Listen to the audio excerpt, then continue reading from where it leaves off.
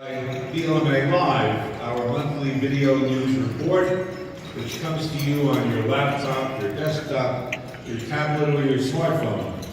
This month, PLMA Live features a special report on where is market research taking us. It's a candid evaluation of the myths surrounding millennials, Gen X, and baby boomers, and how it applies to grocery retailing. Hi, I'm Jody Bailey. I'm Brian Sheriff, and this is PLMA Live. Market researchers want to be able to predict the future. That's what clients pay for. But it's become increasingly difficult understanding millennials, Generation X, and now Generation Z. In the meantime, baby boomers don't seem to want to leave the stage, and a new cohort has emerged. Consumers between 70 and 95. What is market research supposed to tell us about all of these consumers? There is also this month's category profile, focusing on private label bakery. Hi, I'm Bob Bosberg, and welcome to PLMA's Category Profile. This month, we're looking at baked goods. It's a versatile food category that can be either sweet or savory and festival. It can be eaten any time of the day, breakfast, lunch, dinner, or as an in-between meal snack. And of course, there's Tim Simmons' monthly interviews, this month with Bloomberg News reporter Matthew Boyle. The biggest news in retailing these days is the battle between brick and mortar giants like Walmart, Target, and Costco, and online competitors led, of course, by Amazon. Our guest today specializes in retail news. He's Matthew Boyle, a senior reporter for Bloomberg News and Bloomberg Business Week magazine.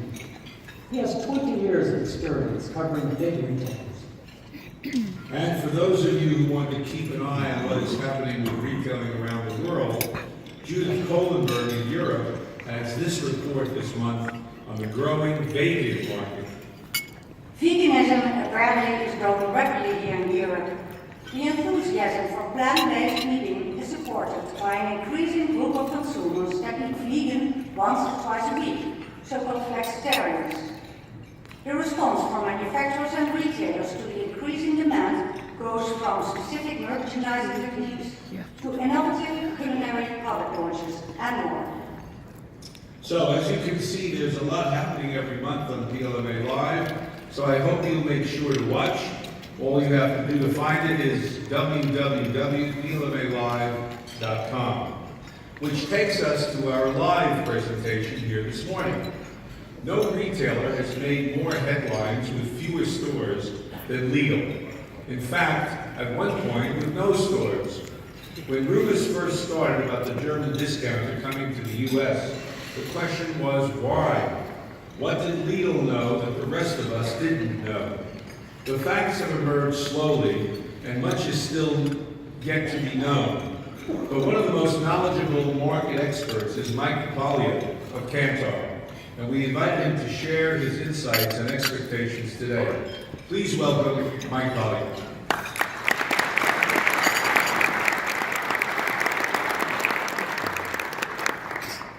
All right. Good morning, and thank you. Thank you for that welcome. It's the first time I've been called one of the most knowledgeable experts, so I feel like the pressure's on. So, good morning, everyone. Thank you for having me, and I'm really excited to be here. Now, when I came in yesterday and I was speaking with a few folks, I understand that you spent a good chunk of yesterday talking about Amazon and Whole Foods, and rightly so. They are massively disruptive, particularly Amazon. What I want to spend some time talking to you about are two retailers, not just one, but two retailers that are a lot smaller, but I think are no less disruptive. I'm talking about Lidl and Aldi.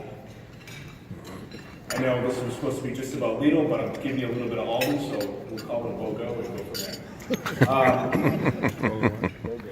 Now, both of these retailers, I think, are two players who, there are a lot of misperceptions, a lot of misconceptions about them. A lot of folks say, not necessarily in this audience, but you know what, I don't sell into these guys, I don't really care. Aldi's been around for 40 years and they're tiny, what's the big deal? Lidl's just got a few stores in the Mid-Atlantic. I don't really, I'm not gonna lose sleep over these guys. Well, you know what?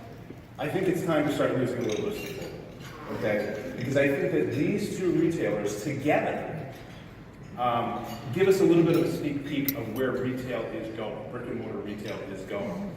And so we really need to understand what they're all about. Not just the basics, but really the type of change that we see them imposing on retail in the US. So here's how we'll do that. I want to start by just laying down a little bit of groundwork on the macroeconomic landscape in the US today. And it's important to know this because I think in many ways some of the macroeconomic forces that are in play right now, in a lot of ways enable and cultivate the change and the disruption that Aldi and Lidl will bring with it. So once we do that, we'll turn to Aldi and Lidl themselves. Now, I'm not going to spend a ton of time on the basics, all right? I know you guys all know that stuff already. What I instead want to focus on, what I want to spend my time talking with you about, is looking at how both of these retailers will kind of impact what I see as 5 core pillars of traditional brick and mortar retail, 5 kind of unspoken rules, long-held truths that Lidl and Aldi will challenge. Now, having done that and hopefully frighten you a little bit, I'm going to try to come to the rescue and I'm going to give you some things that you can do, some actionable insights that you can take back to your company. Not only so that to keep you from getting on the wrong side of this disruption, but also positioning you to actually benefit from it. So, let's start. First things first, when we think about the economy, it is not recovering, it is recovering. Full stop. It's probably about as good as it's going to get. We need to adopt that mindset. It's not coming back, all right? It is recovering, all right? And in a lot of ways, that's good news. There are a lot of positive indicators out there right now. Unemployment rate is down. The unemployment rate's down to about 4%. Okay, that's great. Household net worth, wages are coming back up. Great news, okay? But at the same time, we're getting a lot of mixed signals from this recovered economy. So while we have some tailwinds on the one hand, we also have some headwinds, okay? Yes, wages and salaries are coming back from where they were in the recession, but they're not back at the level that they were pre-recession. So spending's a little bit more pressure. At the same time, the recovery has not been evenly distributed. In fact, in some areas of the country, it can still feel like you're in a recession. In certain areas of the Midwest and Southeast, it's still really difficult times there. You go out west, life is good. So it's very much a mixed bag. The recovery is really fragmented, and that's a core thing to understand. And then lastly, we have some new challenges coming back, or so that are getting renewed. You know, healthcare costs are going up, and who knows what they're going to go, how they're going to carry out and proceed over the next several years. And then lastly, you know, for a long time, gas has been pretty cheap, which opens up a little bit of money to spend on groceries and consumables and things like that. But even those prices are starting to creep back up a little bit. And I don't think they're going to go down anytime soon. So we have a very kind of mixed macroeconomic landscape right now. Now, these trends are relatively recent, you know, over the last decade or so, but I would argue that they're actually enabling or accelerating some bigger seismic shifts that have been years in the making.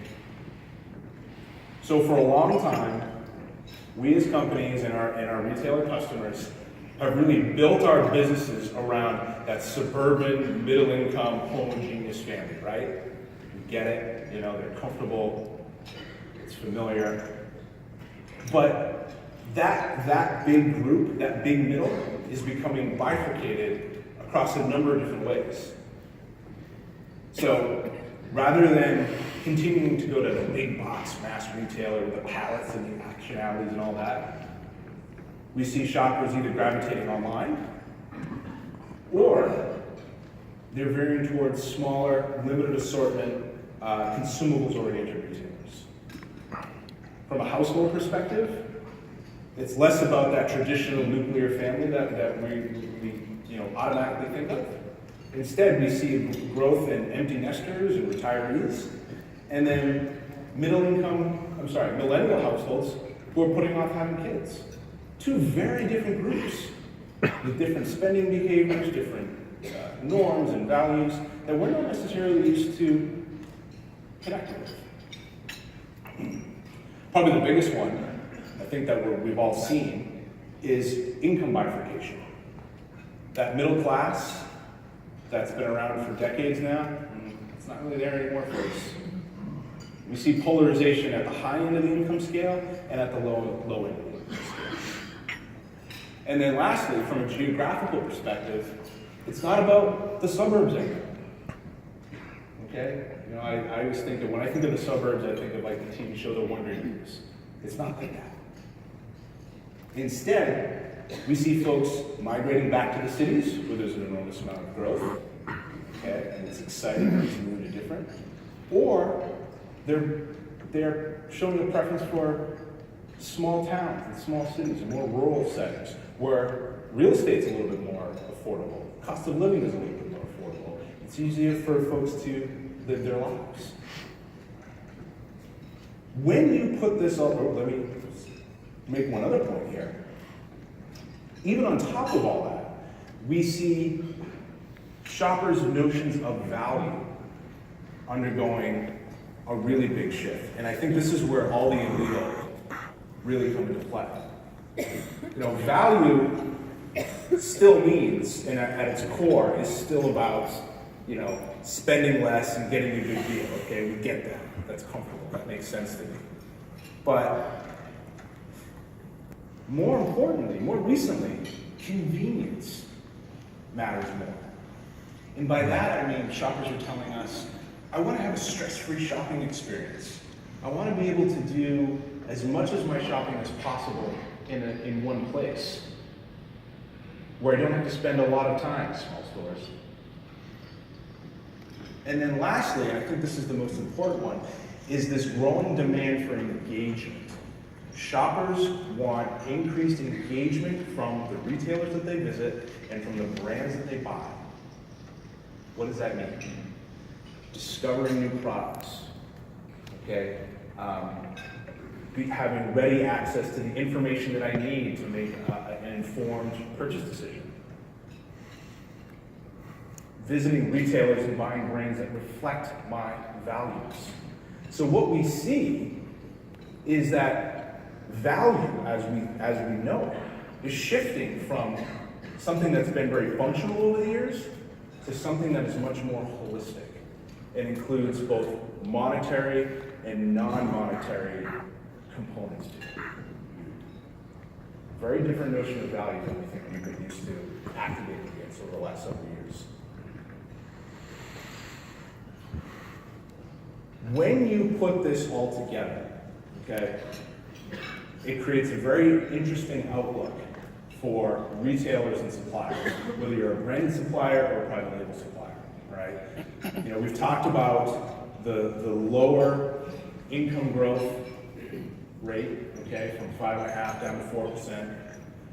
We see more households are having to spend more on non-consumables types of spending. So almost 75% of household spending is on things like services, like automobiles, gasoline, healthcare, education.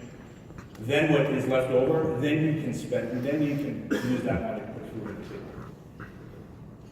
That means that there's going to be lower spending on core goods over the next several years.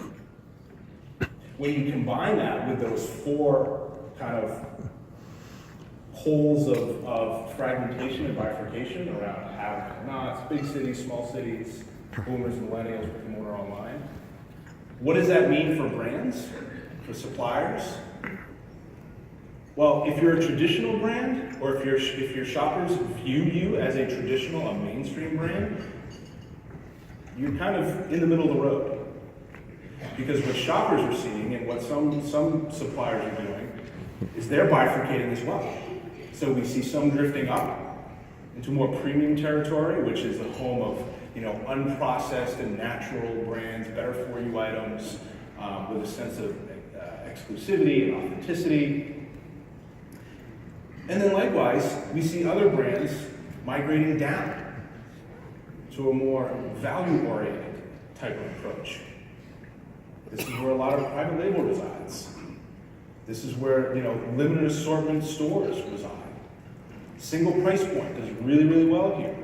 Large pack size, small pack size. There's a big focus on versatility and utility. Whether you're a branded supplier or a private label supplier, you're gonna have to make a choice. Where do you want to play? Because if you try to stick in that middle, the future for you is gonna be very difficult. Okay. So I've given you some macroeconomic kind of key takeaways, and there certainly is a lot more that we could talk about there. But in the interest of time, I gave you those because I think you're going to see a lot of places where Aldi and Lidl can hook in, okay, as a way for them to grow and grow their presence and grow their kind of mental availability to shoppers. So I want to turn now to Aldi and Lidl. Because I think it's, again, I'll say this again later, but I think in a lot of ways, both of these retailers are very much kind of canaries in the coal mine. And understanding them now is going to help you prepare for the future that is coming. Good news. Brick and mortar retailing is not dead. It's very much alive, despite reports to the contrary. These are our forecasts for Aldi and Lidl over the next 5 years here in the US. And just between these two retailers, they're going to add over 1,200 stores across the country. By 2022, Aldi's going to be flirting with 2,500 stores and almost $24 billion in sales. And Lidl, for its part, they've been around for maybe 4 or 5 months now in the US. By 2022, they're going to have over 500 stores and do about $7 billion in volume. That's going to give them twice as many stores as Harris Teeter in the Mid-Atlantic. Just to put that in perspective. And these are not just little startups, right, or little mom and pops. Both of these retailers are global behemoths.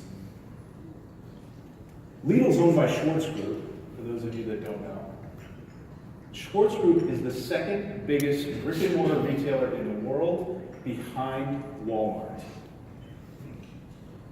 So let that sink in for a second. And Aldi will be the 4th fastest grower, brick and mortar retail grower, over the next 5 years.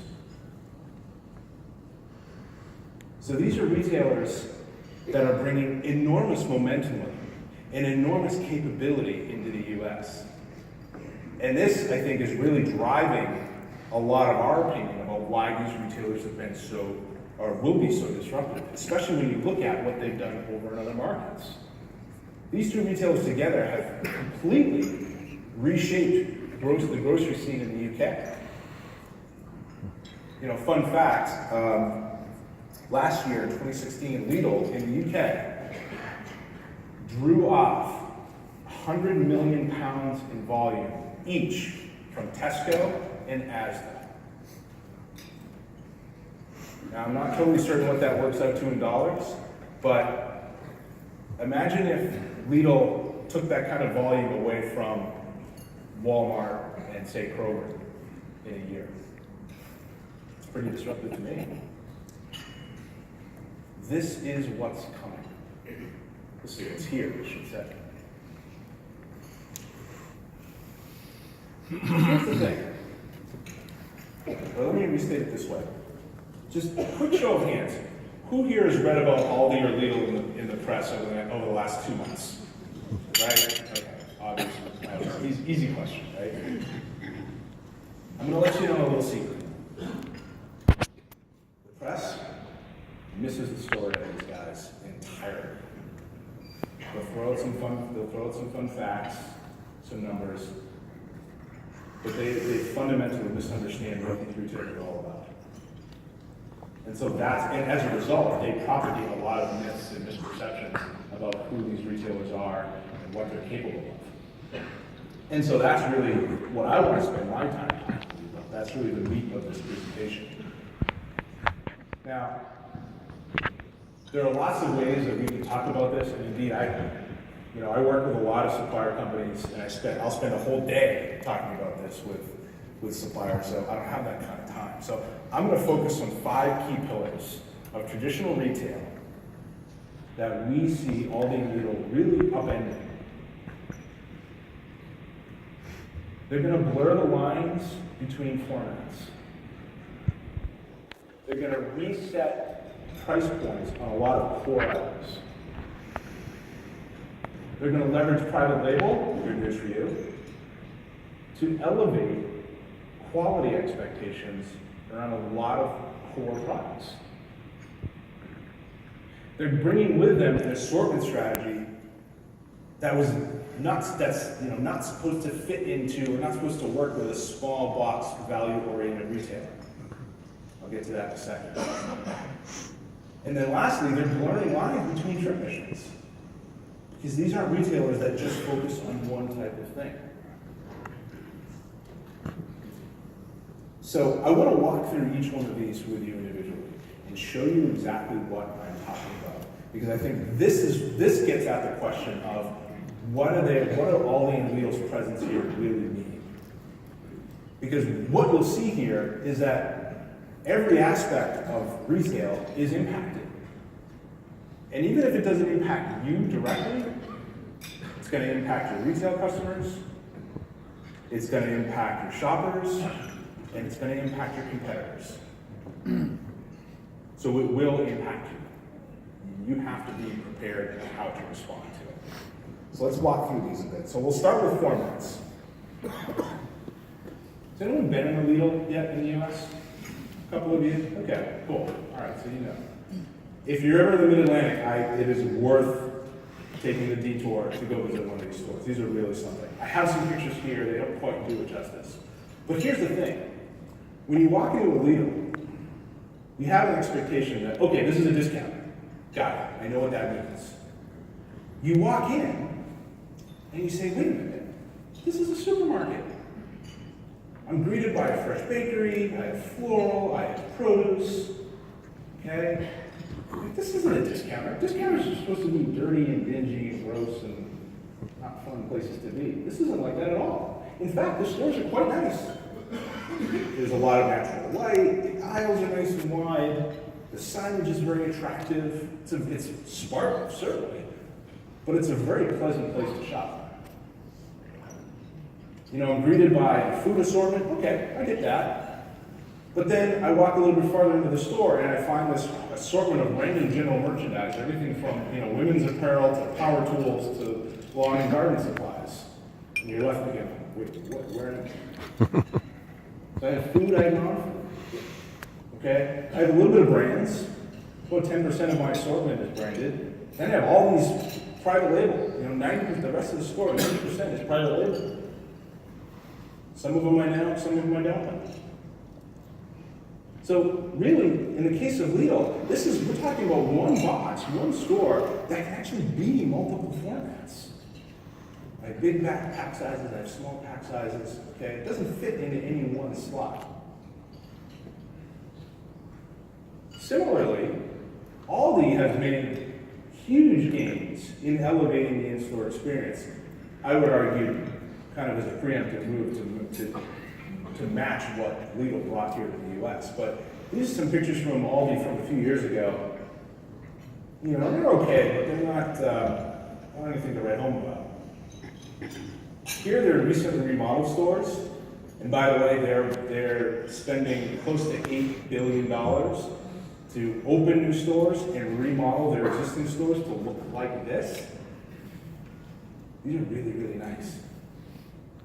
Produce gets put on display, a whole new signage package, new lighting. Okay, again, giving it that supermarket feel.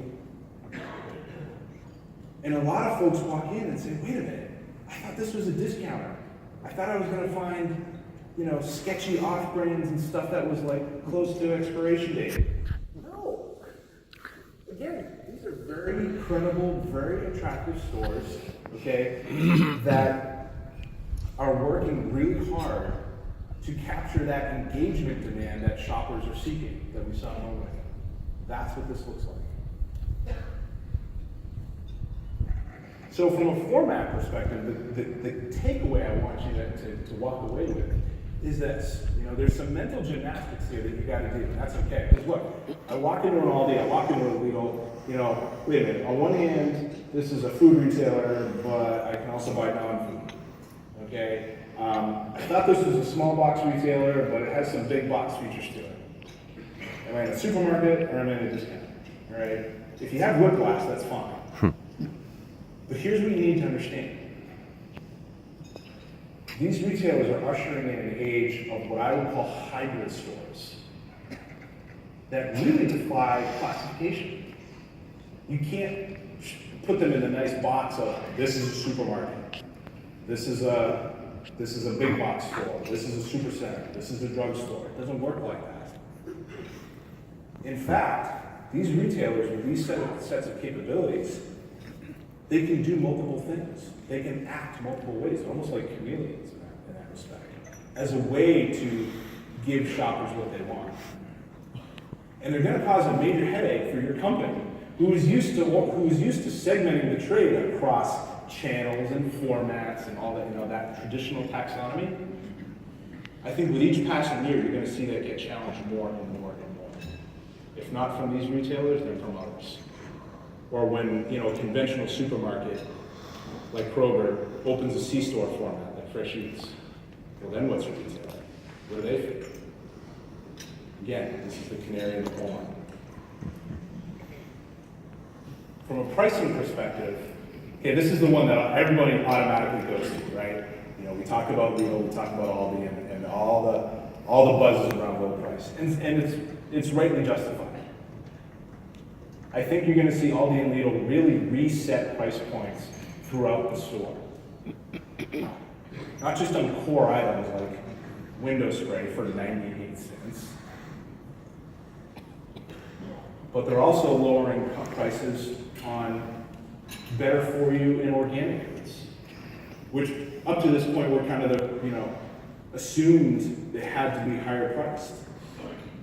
Aldi here, this picture is saying, hey, you know what? It doesn't have to be that way.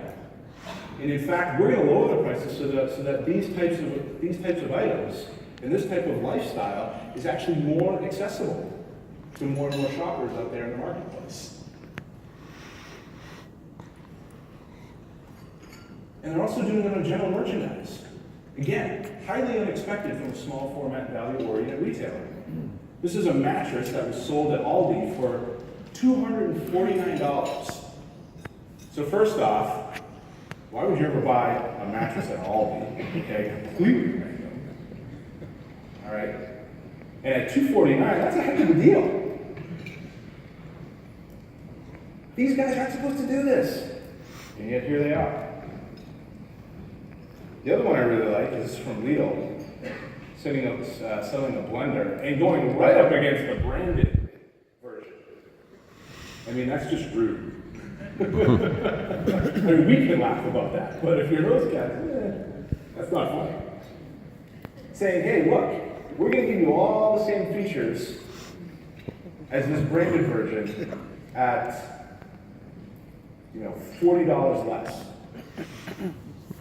So we see these deep, punctuated discounts, and that's really, really important to understand. That's what you can expect to see from these retailers. And they're not isolated to, a couple of items, a couple of categories. Instead, they're scattered across the store. We did a basket analysis, you're seeing this here across, comparing Lidl and Walmart. On private label, comparable items, this basket was on average 23% cheaper than Walmart. Not Food Lion, not Kroger, Walmart.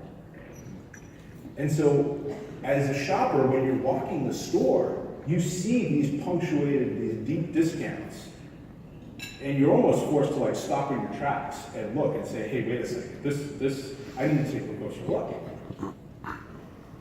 And when you have that experience throughout the store, what you get is this halo effect that helps form the value impression of the retailer in the shopper's mind. And then this becomes the benchmark.